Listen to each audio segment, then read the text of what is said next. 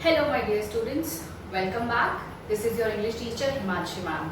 And before I begin with anything new today, I want to remind you again that the chapter which is currently going on in the video lessons, subject and predicate, is going to be common for both class 7th and 8th. So both my classes 7th and 8th, all the students must watch all my videos, learn, understand, share your confusions and complete your pending work in your FAIR registers. Whatever notes I am giving you through the video lessons should be written down by you in the FAIR registers. I hope this instruction is clear among all the students and no one will have to ask this from me, right? So, welcome back students. This is video lesson number 2 for the chapter subject and predicate. So students, in yesterday's video lesson we have started the chapter. We have discussed some general instructions about the new schedule and everything. And today also we will continue with the same. But before we do that, there is something new and something different that I want to talk to you about. It is not something regarding the school or the syllabus. It is regarding you, each one of you, my student. Have you heard this term which is going on around everywhere called the new normal? Have you heard this? Has anyone in your family spoken this? Have you seen it on the news, on the social media, among your family, whatsoever? The new normal. What is this? What do you understand by this?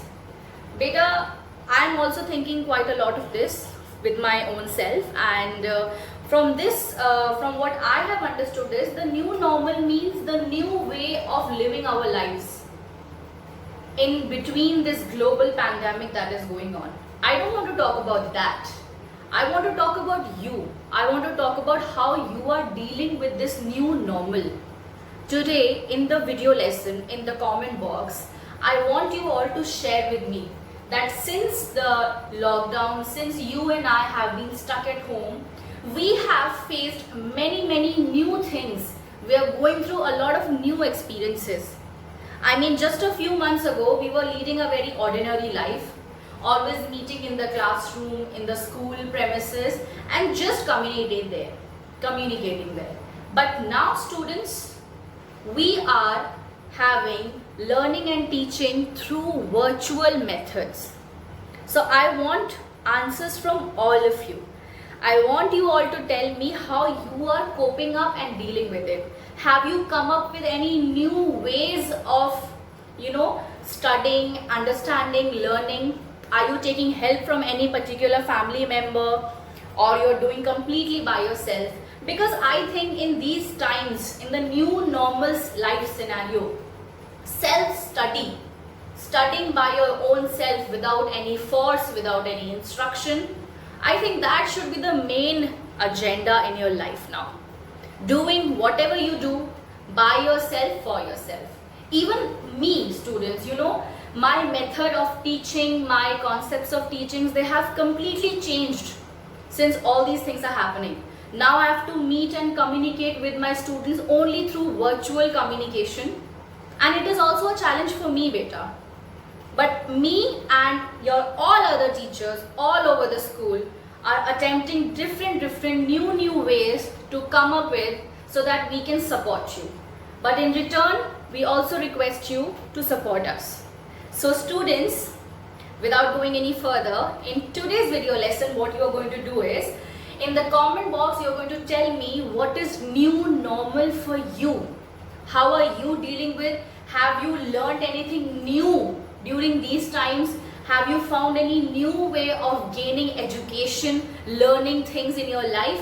Is there any new hobby that you have picked up? Any new habit that you have developed being at home? Anything at all that you want to share in today's comment box. Okay? Now coming back to your chapter subject and predicate. Yesterday we have discussed the definition of subject, then predicate, and most importantly we have discussed that predicate has verb as well as object.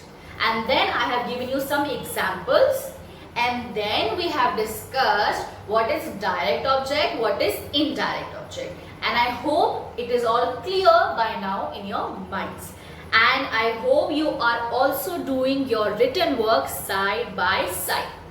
So again, I request you all pay attention on your screens. I am going to continue with the chapter and discuss a few more things with you.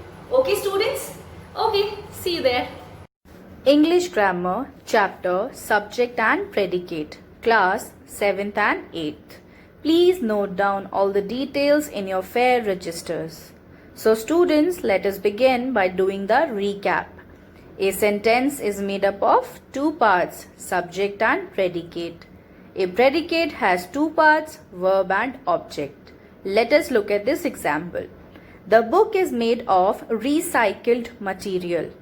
So this sentence is talking about the book, which will be your subject, and is made of recycled material will be your predicate, and the verb will be is made.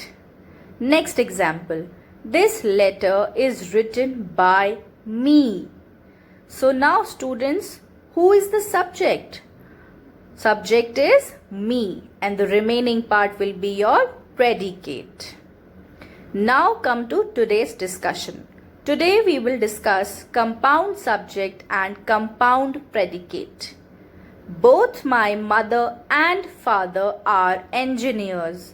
Here both and is used, which is a conjunction. So this will be a compound subject, as compound here means combined. Students, compound subject or compound predicate means where conjunction is used for adding two things in one place. Next, neither I nor my sister is interested in playing the piano. Here, neither nor is used, which is also a conjunction. So this is again a compound subject. Next, my mother can speak both Hindi and English. Now in this sentence students, both and is again used, but it is used in predicate. So here it will be a compound predicate.